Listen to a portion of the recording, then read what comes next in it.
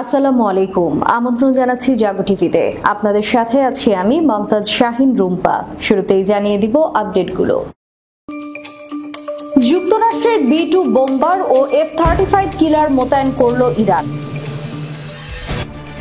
লোহিত সাগর অগ্নিঢেউ, মার্কিন নৌ বহরে ও ইয়েমেনি বাহিনীর ঘণ্টার পর ঘণ্টা সংঘর্ষ। হুথির ব্যালিস্টিক মিসাইল ও ড্রোনে ডুবল মার্কিন যুদ্ধজাহাজ। নিউ ইয়র্ক টাইমসের প্রতিবেদন, হুথিদের জয়, ব্যর্থ যুক্তরাষ্ট্র, যুদ্ধে ট্রাম্পের খরচ ছুঁয়েছে $1 বিলিয়ন। বাংলাদেশের অবস্থান নিয়ে ভারতে নয়া আতঙ্ক, চীন পাকিস্তানকে খুব কাছাকাছি এনেছেন ডক্টর ইউনূস। ভয়ঙ্কর যুদ্ধের পরিকল্পনা করছেন পুতিন, গোয়েন্দা রিপোর্ট। আতঙ্কে দখলদার ইসরায়েল, এবার সিরিয়ার বিমান ঘাঁটি দখল করছে তুরস্ক। চিকেন স্নেক নিয়ে উদ্বেগে ভারত, ভারী অস্ত্র ও সেনা মোতায়েন। দর্শক শুনছিলেন শিরোনাম, এবারে থাকছে বিস্তারিত সংবাদ। ইরান যুক্তরাষ্ট্র উত্তেজনা চরমে। মার্কিন হামলার আশঙ্কায় বড় সামরিক পদক্ষেপ নিয়েছে ইরান। যুক্তরাষ্ট্রের B-2 বোম্বার ও F-35 কিলার মোতায়েন করেছে ইরান। নতুন স্যাটেলাইট ছবিতে দেখা গেছে ইরানের বিপ্লবী গার্ড IRGC পারস্য উপসাগর ও তাবরিজের কাছে তাদের অত্যাধুনিক গাদির রাডার সিস্টেম মোতায়েন করেছে। অত্যাধুনিক এই রাডার স্টিলথ বিমান, ক্রুজ মিসাইল ও ড্রোন শনাক্ত করতে সক্ষম বলে দাবি করা হচ্ছে। এই মোতায়েনের সময় মার্কিন যুক্তরাষ্ট্র দিয়েগো গার্সিয়ায় স্টিলথ বোমারু ও কার্গো বিমান স্থাপন করে ইরানের কাছাকাছি নিজেদের সামরিক উপস্থিতি বাড়িয়ে যুদ্ধের উস্কানি দিচ্ছে। ইরান যুক্তরাষ্ট্রের যুদ্ধ প্রস্তুতির খবর জানাচ্ছেন সিদ্দিকুর রহমান। মার্কিন যুক্তরাষ্ট্র বা ইসরায়েলের যে কোনো পূর্ব হামলা থেকে নিজেদের সুরক্ষিত করতে তেহরানের বৃহত্তম প্রচেষ্টার একটি মূল স্তম্ভ হল ওই OTH রাডার কমপ্লেক্সের দ্রুত সম্প্রসারণ। ইরানের ব্যালিস্টিক মিসাইল ও পরমাণু কর্মসূচি সম্প্রসারিত হওয়ায় উভয় দেশই ইরানের বিরুদ্ধে যুদ্ধাংদেহী পদক্ষেপ বাড়িয়েছে। ইরানের ব্যালিস্টিক মিসাইল ও পরমাণু কর্মসূচি সম্প্রসারণকে কেন্দ্র করে উভয় দেশই ইরান বিরোধী যুদ্ধাংদেহী বক্তব্য বাড়িয়েছে। সাধারণ রাডার সিস্টেম পৃথিবীর বক্রতার কারণে সীমিত দূরত্বে কাজ করে, কিন্তু OTH রাডার উচ্চ ফ্রিকোয়েন্সি তরঙ্গ ব্যবহার করে, যা আয়নোস্ফিয়ারে প্রতিফলিত হয়ে 3000 কিলোমিটারেরও বেশি দূরত্বে বিমান, মিসাইল ও নৌযান শনাক্ত করতে পারে। গত মার্চের শেষে ইরান তার নবম গাদির শ্রেণীর OTH রাডার স্থাপন সক্রিয় করেছে, যা 1100 কিলোমিটার দূরত্ব পর্যন্ত লক্ষ্য শনাক্ত করতে সক্ষম। এটি ইরানের সমন্বিত বিমান প্রতিরক্ষা ব্যবস্থার একটি গুরুত্বপূর্ণ স্তম্ভ হিসেবে কাজ করবে। ওই রাডার সিস্টেম শুধু কম দৃশ্যমান বিমান ও ব্যালিস্টিক মিসাইল শনাক্ত করতেই সক্ষম নয়, বরং এটি যুক্তরাষ্ট্রের B-2 বোম্বার, F-35 এবং ইসরায়েলের F-15I রাম এর মতো স্টিলথ যুদ্ধ প্রযুক্তির বিমানের বিরুদ্ধেও ইরানের প্রস্তুতি বাড়িয়ে দিচ্ছে। ওপেন সোর্স ইন্টেলিজেন্স অনুযায়ী ইরান কৌশলগতভাবে গুরুত্বপূর্ণ দক্ষিণাঞ্চলে দুটি গাদির রাডার স্থাপন করেছে, যার আওতায় পারস্য উপসাগর ও হারমুজা প্রণালী জুড়ে বিস্তৃত। এই সামুদ্রিক অঞ্চল বিশ্বের তেল সরবরাহের জন্য অত্যন্ত গুরুত্বপূর্ণ এবং ঐতিহাসিকভাবে উত্তপ্ত একটি অঞ্চল। এই সংকীর্ণ জলপথগুলোর উপর নিয়ন্ত্রণ ইরানকে একটি অপ্রতিসম কৌশলগত সুবিধা দিচ্ছে, যা পশ্চিমা নৌবাহিনীর গতিবিধি নজরদারি করতে এবং সংঘাতের ক্ষেত্রে মার্কিন ক্যারিয়ার স্ট্রাইক গ্রুপের অপারেশনকে জটিল করে তুলতে সক্ষম। ইরানের উত্তরে তাবরিজ শহরের কাছে আরেকটি গাদির রাডার স্থাপন সম্পন্ন হয়েছে, যা একটি ভূগর্ভস্থ ব্যালিস্টিক মিসাইল ঘাঁটির কাছাকাছি অবস্থিত। ভবিষ্যতে ইসরায়েল বা যুক্তরাষ্ট্রের বিমান হামলায় এটি একটি সম্ভাব্য টার্গেট হতে পারে। এই রাডারটির অবস্থান ইঙ্গিত দেয় যে তেহরান নির্ভুল নিক্ষেপণাস্ত্র হামলা ও সাইবার ইলেকট্রিক যুদ্ধের বিরুদ্ধে বহুস্তরীয় প্রতিরক্ষা ব্যবস্থা গড়ে তুলতে বিশেষ গুরুত্ব দিচ্ছে।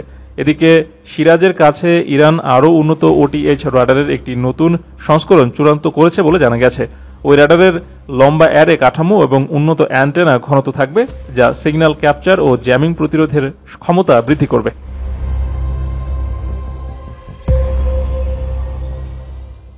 ইয়েমেনের সশস্ত্র বাহিনী লোহিত সাগরের উত্তরে মার্কিন বিমানবাহী রণতরী USS হ্যারি এস ট্রুম্যান সহ বেশ কয়েকটি যুদ্ধ জাহাজের সঙ্গে সংঘর্ষে জড়িয়ে পড়েছে।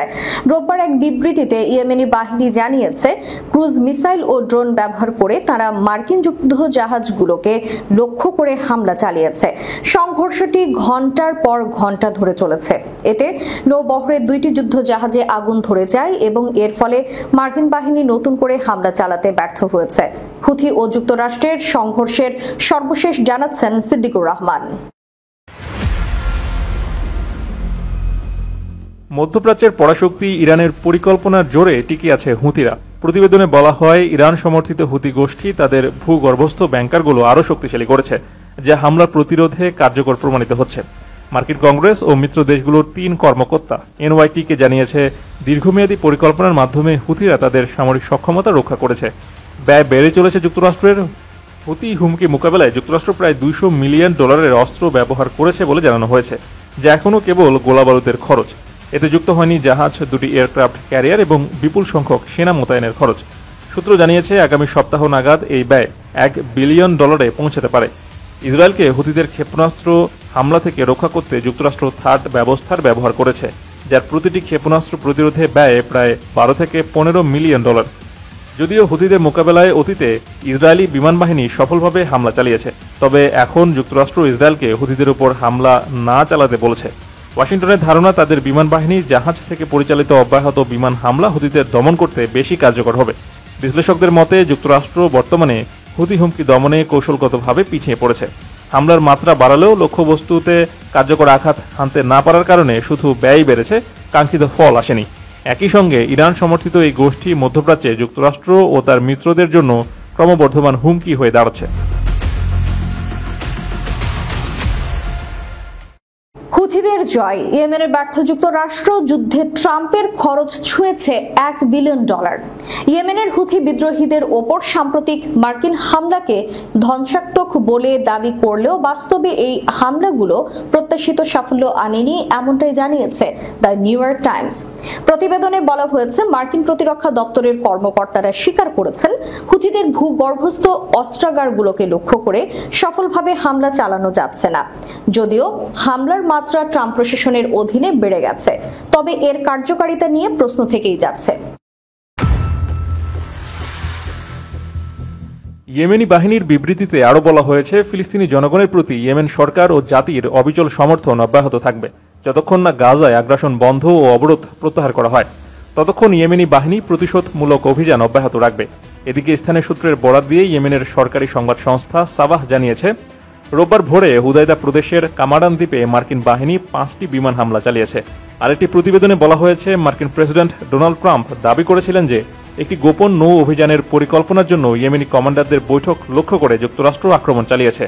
তবে একটি সূত্রের বরাতে সংবাদ সংস্থা সাবাহ জানিয়েছে, ট্রাম্প যে ভিডিওটি পোস্ট করেছেন সেটি ছিল ঈদ উল ফিতরের এক সাধারণ জনসমাবেশ, যেটি হুদাইদা প্রদেশে অনুষ্ঠিত হয়েছিল।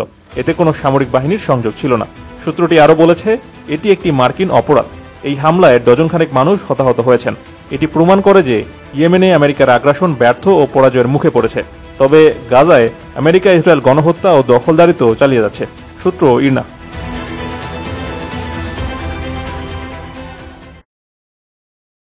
এদিকে বাংলাদেশের অবস্থান নিয়ে ভারতে নয়া আতঙ্ক। চীন পাকিস্তানের সঙ্গে দূরত্ব ঘুচিয়ে নিলেন ডক্টর ইউনূস।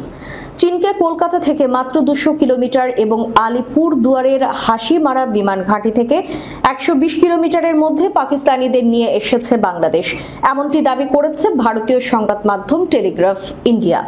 এই ঘাঁটিটি ভারতের স্পর্শকাতর চিকেন স্নেক এবং সিকিম, ভুটান ও তিব্বতের ত্রিমুখী অঞ্চলের খুব কাছে।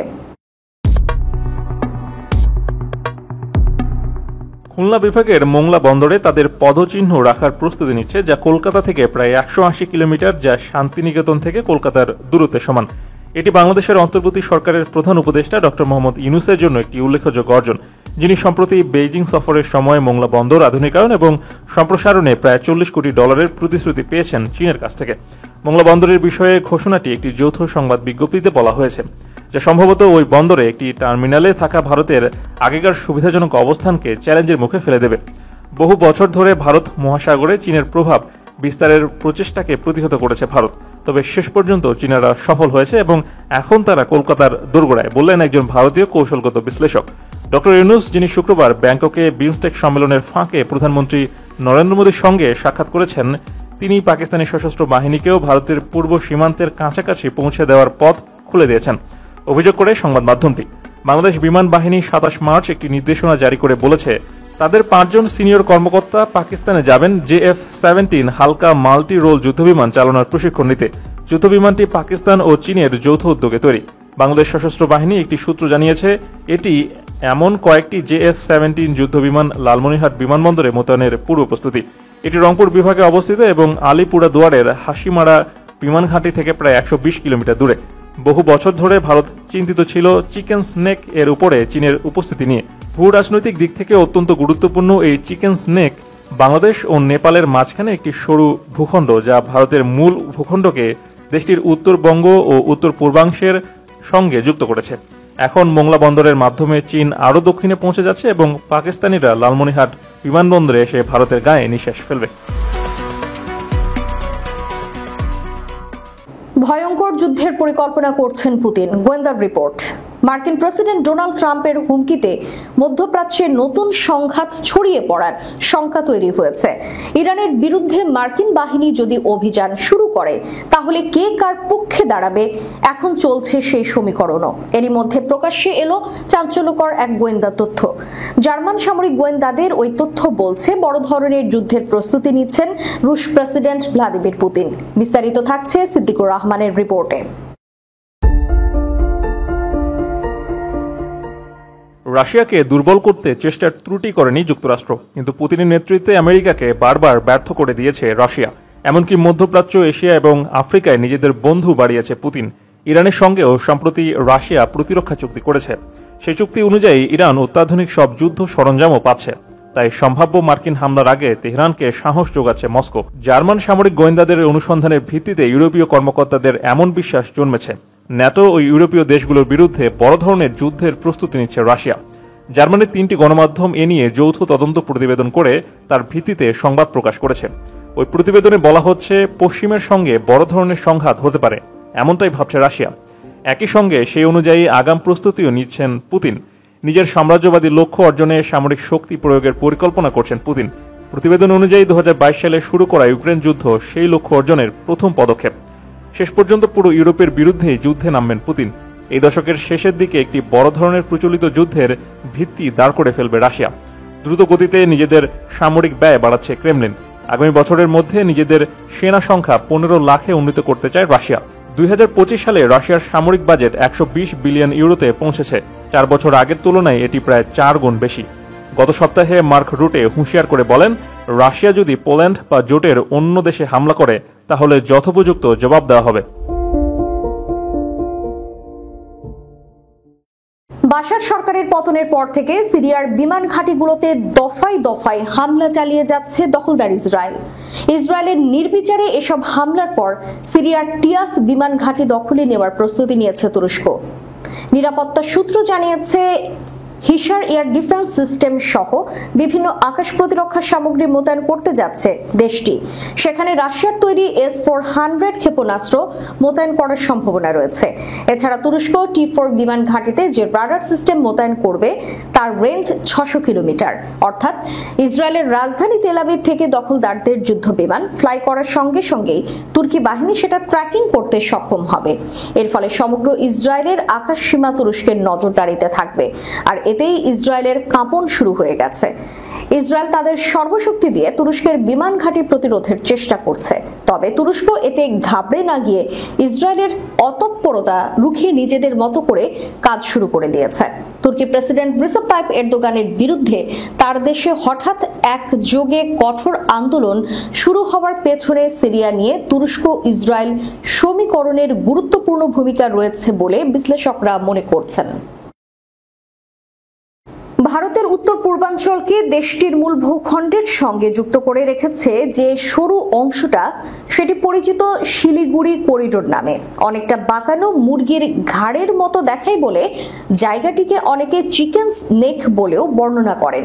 সম্প্রতি এই করিডোর নিয়ে যখন নানা আলোচনা শুরু হয়েছে, তার মধ্যে ওই অঞ্চলে নিরাপত্তা জোরদার করেছে ভারত। এক প্রতিবেদনে এ খবর জানিয়েছে ভারতীয় সংবাদ মাধ্যম ইন্ডিয়া টুডে। পশ্চিমবঙ্গের এই সংকীর্ণ ভূমি উত্তর পূর্ব রাজ্যগুলোকে ভারতের বাকি অংশের সাথে সংযুক্ত করে এবং নেপাল, বাংলাদেশ, ভুটান এবং চীনের সাথে এর সীমানা রয়েছে। বলা হচ্ছে, সাম্প্রতিক ভূ রাজনৈতিক পরিবর্তনের পরিপ্রেক্ষিতে ভারত এই গুরুত্বপূর্ণ করিডোরটিকে রক্ষা করার জন্য নিরাপত্তা ব্যবস্থা জোরদার করেছে। ভারতীয় সেনাবাহিনী শিলিগুড়ি করিডোরকে তাদের সবচেয়ে শক্তিশালী প্রতিরক্ষা লাইন হিসেবে বর্ণনা করেছে, যা উন্নত সামরিক প্রস্তুতির মাধ্যমে যে কোনো সম্ভাব্য হুমকি মোকাবেলা করতে পারে। এই করিডোরের কাছে সুকনাই ত্রিশক্তি কর্পসের সদর দফতর অবস্থিত, যা এই অঞ্চলের নিরাপত্তা নিশ্চিত করতে গুরুত্বপূর্ণ ভূমিকা পালন করে। দর্শক, শেষ করার পূর্বে সংবাদ শিরোনামগুলো জানিয়ে দিব আরো একবার। যুক্তরাষ্ট্রের B-2 বোম্বার ও F-35 কিলার মোতায়েন করল ইরান।